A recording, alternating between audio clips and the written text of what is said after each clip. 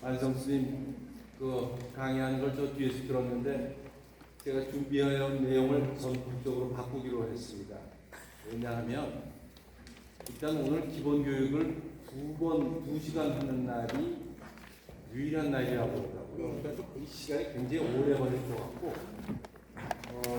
안성 스님이 지금 시간을 넘기셔서 1시간 3시 13분이 됐는데 그분처럼 목소리 크게 활기차게 여러분들을 확 장악해서 강의할 자신이 전혀 없습니다. 그래서 제가 강의 끝날 때 박수를 받을 수 있는 방법, 끝나는 시간을 지킨다. 이게 박수 받을 수 있는 유일한 방법이라고 생각을 해서 강의를 준비한 거를 그 순서대로 그대로 하지는 않겠고요. 제가 하고 싶은 얘기를 몇 가지만 골라서 그렇게 말씀을 드리겠습니다. 제가 오늘 얘기할 내용이 죽음을 어떻게 받아들일 건가 하는 건데 여기 혹시 죽어보신 분 계세요? 없어요. 저도 죽어본 적은 없습니다. 경험해보지 않았는데 이 얘기를 해야 되거든요. 또 하나는 여기서 혹시 안 죽을 분 있으세요? 그것도 없어요. 이 죽음이라는 게 누구에게나 반드시 닥치게 돼 있는데 그런데 우리는 그것에 대해서 거의 언급을 하지 않으려고 해요. 마침 죽음을 얘기를 하면 재수가 없을 것 같거나 또는 일찍 죽을 것 같은 불안감도 있고 쓸데없이 그런 얘기를 왜 하느냐는 그런 비난을 받습니다. 그런데 불행하게도 누구나 죽음은 맞이해야 되고요. 피할 수 있는 사람이 없습니다. 그리고 언제 일어날지를 잘 모르고요. 아무도 구해줄 수가 없습니다. 근데 우리는 보통 이제 곧 가을이 되면 추석이 되면 차례 음식을 어떻게 하고 또 겨울이 되면 월동은 어떻게 할 것이며 앞으로 일어날 일에 대해서 준비를 하는 게 보통인데 죽음에 대해서는 생각하려 들지 않고 도저히 준비하려 들지 않는 것이 그게 참 문제입니다. 제가 이제 오늘 준비한 건 이제 불교가 삶과 죽음을 어떻게 생각하는가, 어떻게 보고 있는가 하는 것을 준비했는데, 물론 이 내용은 굉장히 포괄적이고 중요한 얘기이긴 한데, 이런 개념이 만들어진 것은 굉장히 오래전입니다. 이 문화사를 연구하시는 분들의 얘기를 들어보면, 우리 인류가 그저 달린 열매 주워 먹고 사냥하고 이러고서 먹다가 음식을 쟁여놓고 살기 시작한 게 한 10,000년밖에 되질 않는답니다. 음식을 쟁여놓고 살기 시작하면서 문화라는 게 생겼고 사상이라는 것도 생겼고 이념도 생겼다고 그럽니다. 그런데 우연인지 모르지만 우리가 아는 성인이라고 하시는 분들, 물론 부처님 지금부터 한 2,500년, 2,600년 전에 계시던 분이죠. 소크라테스 그 정도 됐습니다. 공자님도 한 2,500~600년 됐습니다. 예수가 2,000년 좀 더 됐죠. 이슬람교의 마호멧이 한 1,300년쯤 더 전에 생겨났습니다. 이렇게 중요한 사상 또는 이념을 만든 성인이라는 분들이 생긴 시기는 한 2,000년 전후입니다. 근데 그때는 현미경도 없었고 블랙홀이라는 것도 몰랐고 아이스크림도 없었고 초콜릿도 없었을 때였습니다. 물론 정자와 난자가 만나서 사람이 생성된다는 것도 몰랐고요. 그러던 때에 생겨난 얘기고 굉장히 포괄적인 얘기입니다. 그런데 이제 한번 죽음이라는 걸 언제부터 의식을 했느냐를 따져본 분들 얘기를 들어보면 한 10,000년보다 훨씬 전에 한 7~8만 년 전에 매장된 때 보면 꽃이나 이런 걸로 장식을 했다고 그래요. 그러니까 그때도 이미 죽음이라는 것에 대해서 어떤 이념을 갖고 있었던 것 같습니다. 그런 걸 보면 사실 코끼리도 같은 무리에서 누가 죽으면 매년 거기를 찾아가서 본다든지, 돌고래도 죽은 자식을 계속 끌고 다닌다든지 하는 그런 현상을 보기는 합니다.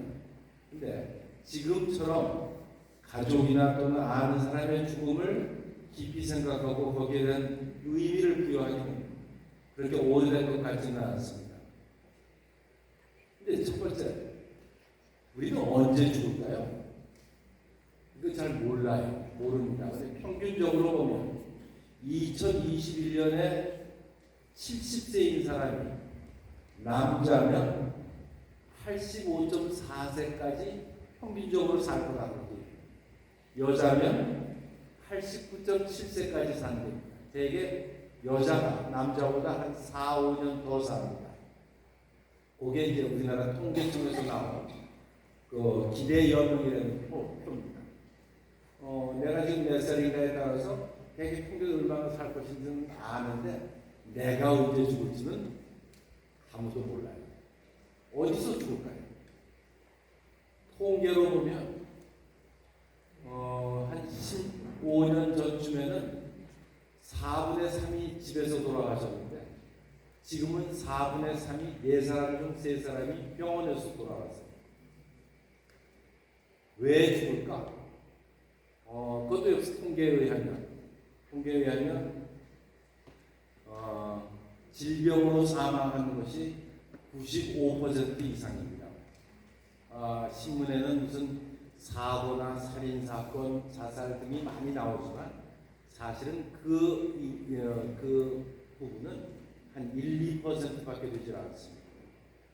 병으로 사망하는데 뭘로 제일 많이 돌아가실 것 같습니다. 지금은 암입니다. 암이 제일 많고요. 그 다음에 심장질환 이런 것들이 있습니다. 그런 거 얘기해봐야 별로 도움이 되질 않아요. 죽음 얘기를 왜 하자고 하냐 하면 언젠가 죽을지 모르지만 죽게 돼 있는 그 일에 대해서 준비를 좀 하자는 겁니다. 이거 어떻게 준비해야 될까? 근데 다행히 어떤 철학하는 사람이 4가지로 딱 분류를 하더라고요. 하나는, 첫 번째는 죽을 때 후회하지 않을 삶을 살자는 겁니다. 죽음 준비를 위해서. 그거 참 좋은 얘기입니다. 죽을 때 후회하지 않을 삶을 살자. 잘 살려는 얘기입니다.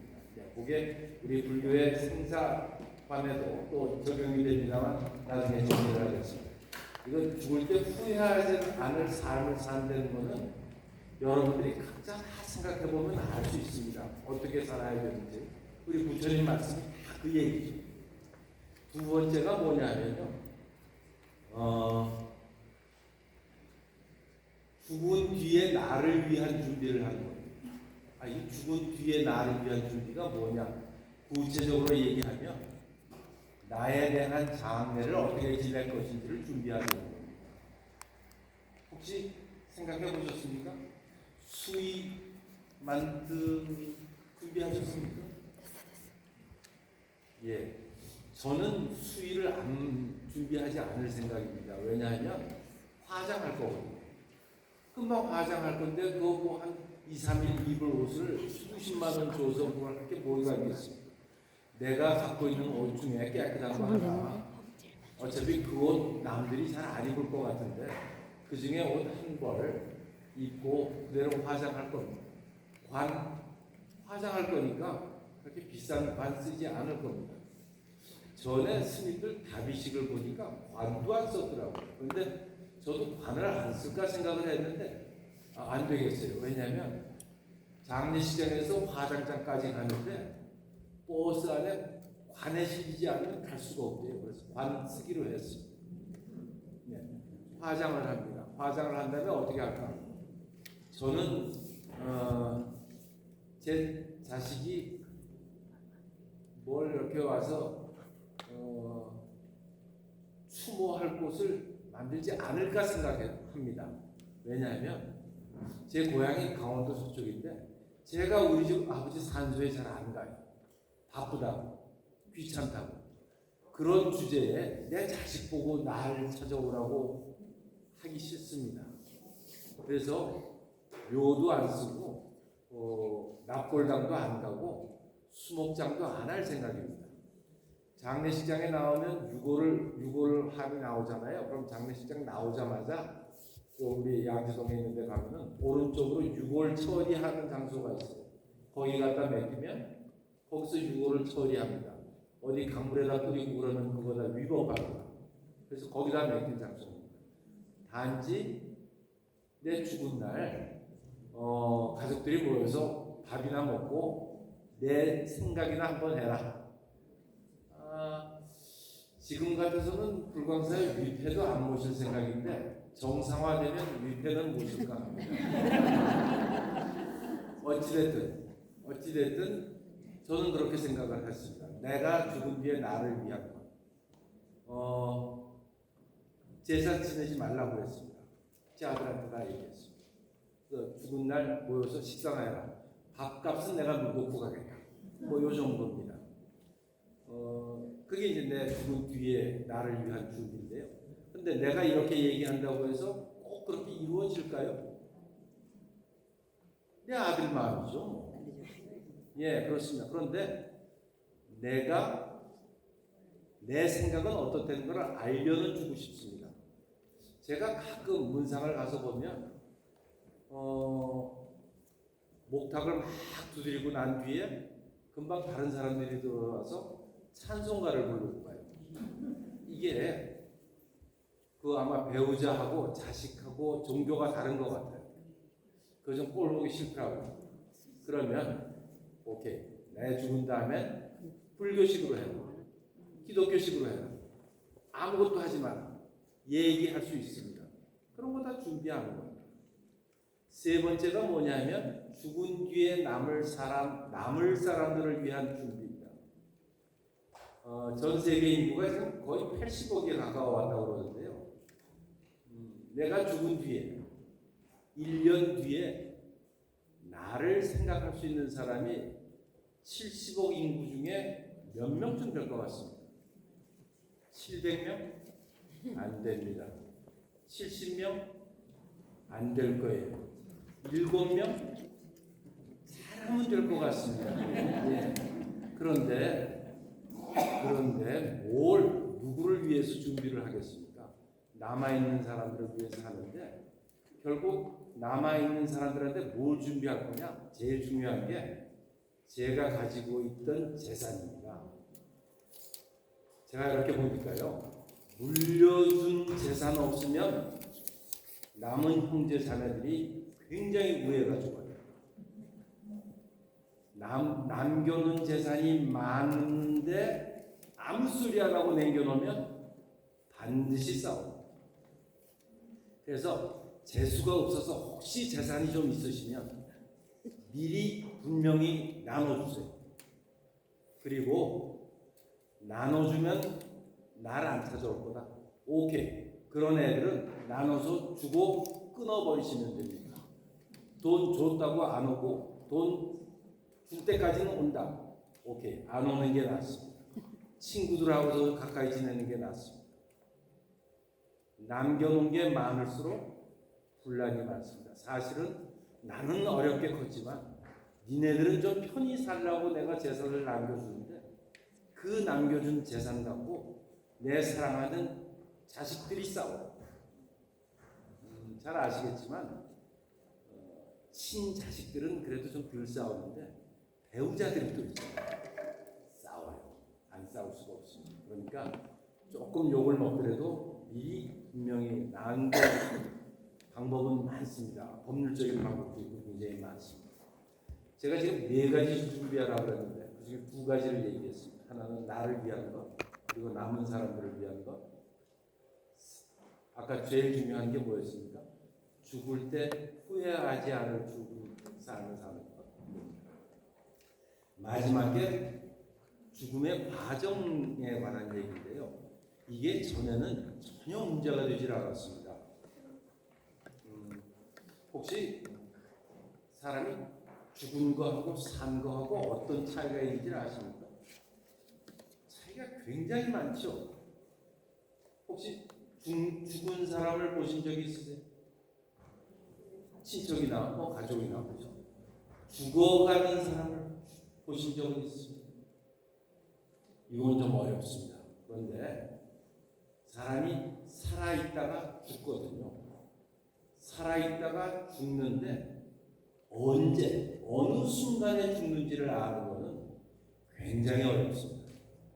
실제로는 뭐 영화나 드라마나 소설에서는 쉽죠. 이렇게 의사가 운명하셨습니다. 그러면 뭐 아이고 아버지 하고 울기 시작하고 그러면 이제 죽는 거라고 알고 있는데 실제로 의사들은 어느 순간에 죽는지 알기를 굉장히 어렵습니다. 아주 오래전부터 서양이나 동양이나 사람이 죽었다는 표현을 어떻게 표현을 합니까? 아니, 되셨다 이런 말 말고 숨이 멎었다고, 숨이 끊어졌다고. 숨이 붙어 있으면 살아 있고 숨이 멎었으면 죽었다고 이렇게 얘기해요. 그거는 동양 서양이 상관없이 같은 표현을 썼습니다. 심지어는 성경에, 기독교의 성경에 보면 그랬는지 어쩐지 모르지만 하느님이 사람을 만들 때 마지막에 어떻게 했다고요? 숨을 불어넣었다고. 그래서 사람이 태어났다고. 숨이 굉장히 중요합니다. 근데 숨을 쉬는지 안 쉬는지를 어떻게 알 수가 있을 것 같아요? 굉장히 어렵습니다. 그래서 한참 두고 봐야 됩니다. 그러다가 200년 전에 청진기라는 게 발명이 됐어요. 심장 뛰는 걸 보면 안다. 심장 뛰는 걸 어떻게 알 수가 있느냐 하면 맥박으로 알 수가 있어요. 맥박이 뛰면 심장이 뛰는 건데요. 근데 심장이 뛰임에도 불구하고 혈압이 굉장히 낮으면 쇼크 상태가 되면 의사도 맥박을 느낄 수가 없습니다. 심장 뛰임. 그래서 청진기로 하고 알아듣기 시작했어요. 그런데 문학적 표현에 심장이 멎었다를 죽었다라고 표현하는 문학 작품은 없어요. 숨이 멎었다, 숨을 거두었다. 이거는 죽었다는 표현을 쓰지만 그건 200년밖에 안 되기 때문에 그렇습니다. 그럼에도 불구하고 어느 순간에 사람이 사망했는지를 알기는 굉장히 어렵습니다. 다행인지 불행인지 모르지만 심장이 멎거나 숨이 멎으면 둘 중에 어느 하나가 멎으면 그 다음 게 한 20분 내지 30분 이내에 멎습니다. 그 정도의 오차는 우리가 생활하는데 법률적인 문제에서 전혀 문제가 없습니다. 그래서 그냥 수용을 하고 있는데 여기서 더 큰 문제는요. 그럼 숨이 먼저 멎었고 심장이 뛰고 있으면 죽었습니까? 살아있습니까? 아직 안 죽었습니까? 이미 죽었습니까? 또는 심장이 멎었는데 숨을 쉬고 있으면 죽었습니까? 살았습니까? 살았습니까? 예, 살았습니까? 네, 그렇습니다. 목포에 가서 횟집을 갔더니 탕탕이를 해줘요. 낙지 탕탕이를 해주는데 다 자른 낙지가 막 움직입니다. 그랬더니 같이 간 사람이 낙지가 살았네. 낙지가 살아있습니까? 죽었습니까? 살아있습니까? 네. 횟집에 가서 광어를 지목을 했더니 회를 다 떠서 뼈 위에 대가리는 붙어 있는데 살을 다 올렸는데 대가리가 입을 뻐꾸매요. 이 광어는 살아있습니까? 죽었습니까? 살아있습니까? 헤엄칠 겁니까? 실제로는요, 사람의 죽음은, 모든 생물의 죽음은 일정한 기간 동안에 일어나는 과정입니다. 그런데 우리는 경험적으로나 법률적으로나 어느 순간에 사망한다고 생각하고 있습니다. 그래서 이제 좀 더 어려운 건데, 현대의학이 발전하면서 제가 갑자기 머리를 다쳐서 수생 가능성이 없으면, 근데 내 심장이나 콩팥이나 간이 튼튼하면 그거를 떼어다가 그걸로 죽어가는 사람한테 이식을 합니다. 그죠? 그러고 나는 죽습니다. 내 심장은 딴 사람 몸에서 살아있고 내 간도 딴 사람 몸에서 살아있고 내 콩팥도 누구한테 가서 살아있는데 나는 죽었습니까? 예, 죽었습니다. 그러니까 뭐가 죽어야지 죽은 겁니까? 숨이 멈추면 내 폐는 딴 사람한테 가서 숨을 쉬고 있는데 내 몸에서 떨어져서 다른 몸에 가서 숨을 쉬고 있더라도 내 몸에서 떨어지면 죽은 겁니다. 죽은 겁니다. 죽은 겁니다. 그래서요, 사실은 아직까지 현대의학상 뇌를 이식할 수는 없습니다. 뇌를. 사람들은 쭉 살아오면서 감정 부분은 심장에 있고 이성 부분은 뇌에 있을 거라고 생각했어요. 차가운 머리, 따뜻한 가슴, 뭐 이런 소리를 합니다. 그런데 심장을 이식해서 딴 사람한테 줬는데도 보니까 내 감성이 저쪽으로 가지 않더라고요. 결국 감성도 여기에 있다는 걸 알게 됐습니다. 만약 제가 심장이 나쁘고 폐가 나쁘고 그래서 죽어갔는데 뇌는 다행히 안 써서 말짱한 뇌를 가지고 있어서 뇌암으로 돌아가신 분한테 내 뇌를 이식을 해주면 그리고 그 사람이 마취해서 딱 깨면 너 이름이 뭐냐고 물으면 그 사람이 뭐라고 대답할 것 같습니다. 불광법의 수석 부회장 쩐문 위임성이다 그렇게 얘기할 겁니다. 뇌가 절로 갔으면 기억이 글로 갔습니다. 그죠? 그래서 지금 뇌의 어느 부분인지는 모르지만 어쨌거나 그 사람이 그 사람임을 갖고 있는 그 정수, 에센스는 뇌에 있을 것이라고 그렇게 생각합니다. 실제로 오늘 어떤 분이 돌아가셨다고 의사가 죽음 판정을 했습니다. 서양이나 동양이나 죽었다고 한 다음에 금방 장례를 치르는 나라는 없습니다. 우리도 최소 3일장을 한다는 것은 최소 24시간을 지난다는 것입니다. 24시간을 지나는 것은 그거는 여유를 둔 겁니다. 왜냐하면 과거에 관뚜껑 두드리는 일이 있었거든요. 병풍 뒤에서 걸어 나온 적이 있었거든요. 그러니까 24시간을 기다립니다. 서양도 마찬가지입니다. 그러면 24시간이 지나면 드디어 내 심장, 내 폐, 내 간, 콩팥 다 죽었을까요?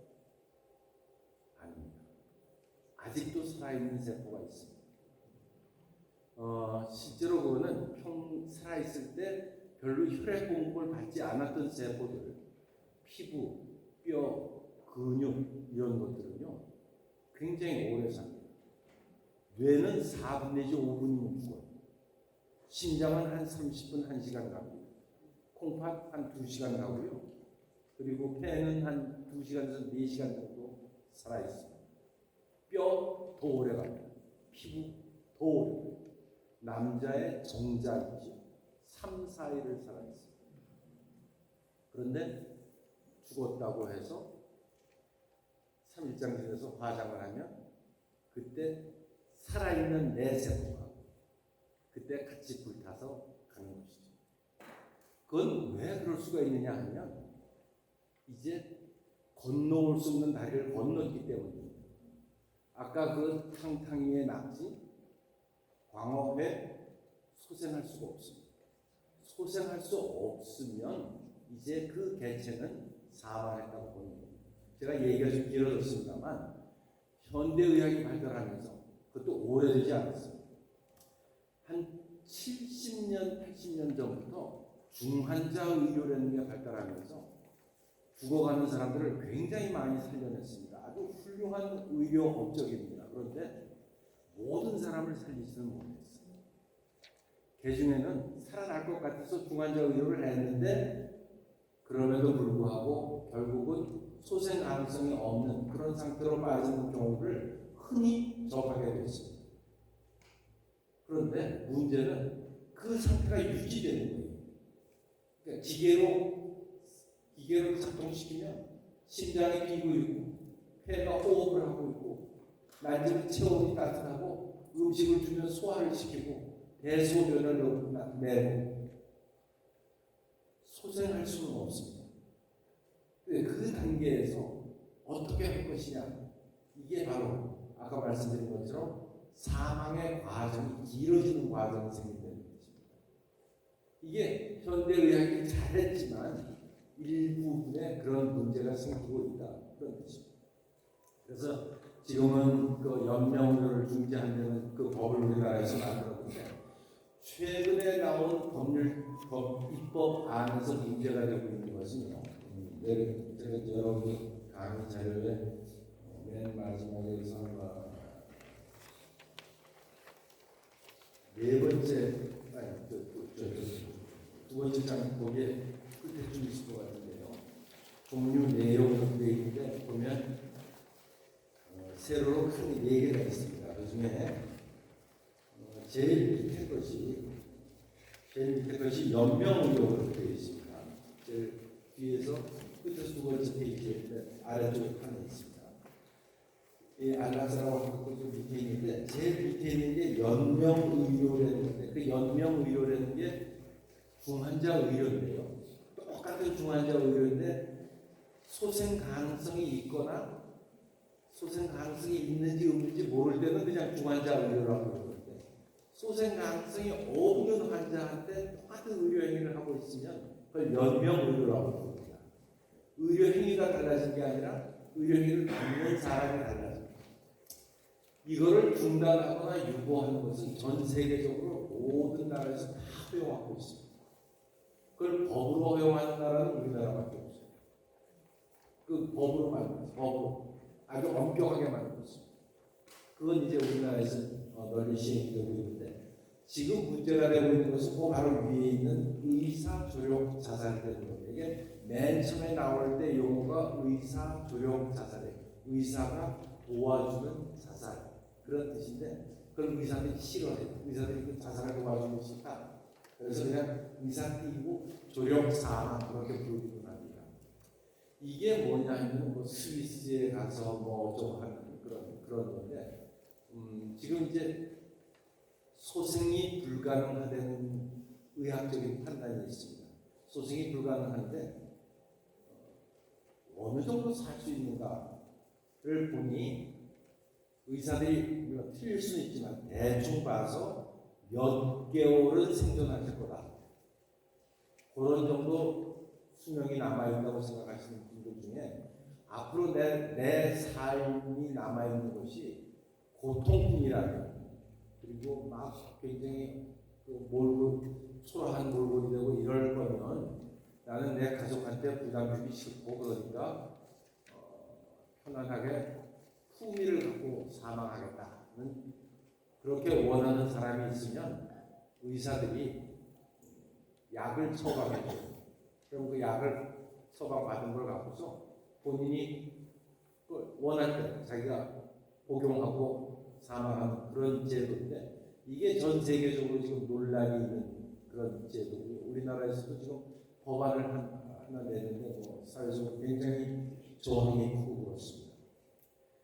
이거를 허용하고 있는 나라는 굉장히 많습니다. 네덜란드, 벨기에, 룩셈부르크, 콜롬비아, 캐나다, 포함, 포르투갈, 스페인, 플러스 스위스, 그리고 미국의 한 10개 주, 오스트리아, 독일 이런 데서 허용을 하고 있습니다.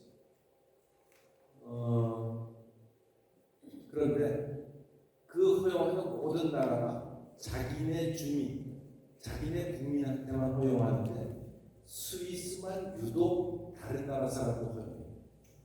돈 받고 해줘. 그러니까 우리나라에서 스위스 갔다 와버리니까 하는데, 그게 지금 현재 논란 중인데요. 어찌 될지 그건 모르겠습니다만 그렇게 돼 있습니다. 어찌됐든 보통 사람들이 원하는 사망이 무엇이냐라고 설문을 해보면 우선 아프지 않기를 원하는 거예요. 아프지 않은 것은, 그러니까 통증이죠. 통증은 현대의학이 거의 다 해결했습니다. 그래서 어찌됐든 아픈 상태로 돌아가시지는 않습니다. 이거는 해결했습니다. 두 번째는 내가 익숙한 장소에서 생을 마감하고 싶다. 내가 살던 집, 내 방, 내 침대에서. 그런데 아까도 말씀드렸듯이 4명 중에 3명은 병원에서 돌아가십니다. 세 번째는 가까운 사람들한테 둘러싸여서 힘이 남에게 해를 끼치지 않고 라는 조건이 있는데 그게 그렇게 쉽지는 않습니다. 여기서 제가 질문 하나 드려볼까요? 뭐 그럴 일은 없습니다. 그럴 일은 없습니다만 혹시 내일 내가 죽는다면 뭐가 제일 아쉽습니까? 여러분, 아니 저는 뭐 어떻지? 아니 대답하지 마시고 속으로만 생각하세요. 내가 내일 죽는다면 뭐가 제일 아쉬워? 내가 내일 죽는다면 누가 제일 아쉬워할까? 오케이. 요 두 개는 숙제입니다. 여러분 오늘 집에 가서 곰곰이 생각하시고 죽음을 준비하는 것. 죽을 때 후회하지 않을 삶을 사는 거라고 했습니다. 불교에서는 삶과 죽음을 어떻게 표현을 했느냐. 물론 2500년 전에 나온 그런 얘기입니다만 첫 번째 생명에 관해서는요. 아까도 5개 얘기를 했는데 개를 받을 때 5개예요. 이제 첫 번째가 뭐였죠? 개, 5개 중 첫 번째. 불교에서는 첫 번째 계율을 생명 존중으로 삼았습니다. 꽤 세력이 큰 기독교의 계는 10계인데요. 10계에서 살인을 하지 말라가 몇 번째 들어가나 봤더니 이게 또 개신교 성공의 뭐 카톨릭 좀 수주가 다른데 5번째 내지 6번째 들어가 있더라고요. 물론 압축을 해서 그렇겠지만 10계는 살인을 하지 말라고 되어 있는데 우리는 살생을 하지 말라고 되어 있습니다. 생명 존중에 관한 사항이 조금 더 중요하고 더 폭넓게 되어 있는 것 같습니다. 그렇지만 그래도 아마 그 당시에는 지금은 생명이라고 하는 것이 사람뿐만 아니라 동물, 아까 벌레 얘기하셨죠. 그런데 아마 그 당시에 식물은 생명이라고 생각하지 않았던 것 같아요. 식물에 관해서는 별 얘기가 없죠. 그런데 지금 개념으로 보면 식물도 생명이긴 합니다. 뭐 어찌됐든 그걸 무슨 따져서 어쩌자고 하는 것이 아니라 불교는 자칫 잘못 알면 마치 불교에서는 죽음을 별거 아닌 것으로 생각하는 육체의 옷을 훌훌 벗고 털어버리고 윤회한다. 그래서 죽음을 별로 이렇게 대단하지 않은 걸로 생각하는 나는 오해를 할지 모르지만 생명 존중에 대한 사상은 굉장히 폭넓게 그렇게 중요하게 인정하고 있습니다. 그 중에서 사람으로 태어나는 게 굉장히 어렵다고 그러는데 제가 강의하려고 좀 찾아봤더니 눈먼 거북이 설화라는 게 있더라고요. 눈먼 거북이가 바닷속에 있다가 100년에 한 번 숨쉬러 고개를 내있는데 우리 전 세계 바다에 널빤지 하나가 떠돌아다니고 있으니까 그 널빤지 하나 떠돌아다니는 널빤지에 구멍이 뚫려 있는데 100년에 한 번 숨쉬러 가는 거북이가 우연히 그 널빤지 구멍에 머리를 디딜 확률로 사람이 수입된 거예요. 그 확률을 계산하면 정말 굉장히 어려운 일로 사람이 되는 것으로 그렇게 되어 있습니다. 뭐 거기까지는 다 여러분들 아시는 얘기일 것 같은데 저는 이제 그 연명의료나 이런 거에 관심이 있어서 과연 불경에서는 어떻게 표현하고 있는가를 살펴봤더니 자살을 방조하거나 자살을 권유하거나 자살한 것을 찬양한 것을 굉장히 비난했습니다. 그래서 자살하는 것을 그 부처님 시대 때도 굉장히 나쁜 것으로 이렇게 지칭을 했습니다. 그런데 비구 3사람의 자살을 언급한 게 있습니다. 박한과 고디카, 찬나 이렇게 세 비구 각각 다른 시기에 다른 가구 중에서 그거를 어떻게 표현을 했냐면 아라하니 스스로 자기가 세상에 머물러도 다른 사람을 이익되게 하거나 하는 일이 적고 혹은 병 등의 고통이 자기 자신의 유지를 핍박한다는 사실을 알고 있다. 이 경우에 자살한 것은 비난하지 않는다는 뜻이었습니다. 그리고 불교 선화 중에 부처님의 전생에 뭐 이런 얘기를 하다가 뭐 이렇게 뭐 동물로 태어나서 몸을 던지거나 뭐 그런 선화들이 많이 있잖아요. 그런 것에서 그 자살은 또 비난하지 않았습니다. 또 하나 재밌는 건 부처님 인멸즈음에 아라한들이 한이 먼저 인멸하였다는 그런 기록이 있습니다. 뭐 그걸 어떻게 표현해야 될지 모르겠지만 어찌됐든 불교는 그 생명을 존중하고 그런 것에 대해서 굉장히 일찍부터 강조를 했는데 불교의 생사관은 두 가지로 정리할 수가 있습니다. 하나는 윤회, 또 하나는 열반입니다.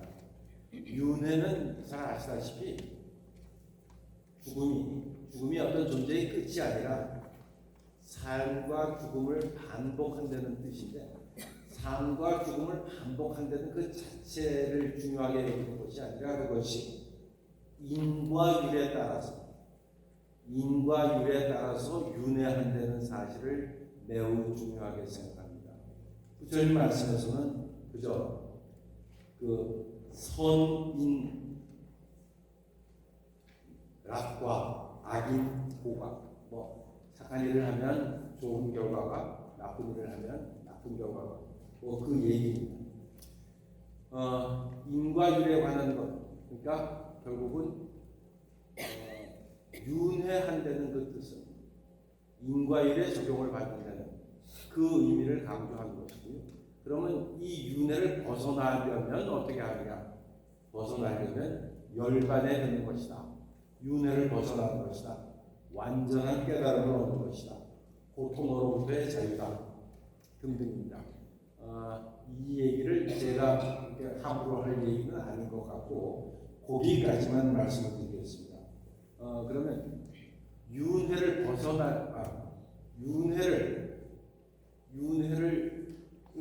인과율에 의해서 윤회를 돕는다고 했는데 그럼 어떻게 할 거냐? 간단하죠. 선업을 지으면 되는 것이죠.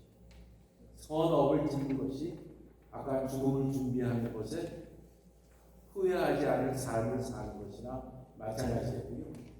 열반에 이르려면 어떻게 하느냐? 수행을 해야 됩니다. 결국은 선업을 짓고 수행을 하는 것인데 제가 한 생각해 보니까 열반에 이르기는 굉장히 어려울 것 같아요. 그래서 일단은 언제나 될지 모르지만 선업 쌓는데 주안점을 두고 살아가야 되겠다 하는 생각을 갖게 됐습니다. 그래서 제가 오늘 준비한 불교의 생사관, 죽음을 어떻게 맞이할 것인가, 수용할 것인가 하는 것에 관해서는 정리하면 두 가지입니다. 불교의 생사관, 선업을 쌓자. 그리고 죽음을 어떻게 맞이할 것이냐? 선업 쌓는 거 하나 있죠. 죽은 뒤에 나를 위한 준비, 죽은 뒤에 남은 사람들을 위한 준비, 그리고 사망의 과정에 대한 준비, 그것을 미리 준비하면 될 것 같습니다. 다행히 4시 전에 끝날 수 있도록 여러분과 약속을 지킬 수 있었습니다. 감사합니다.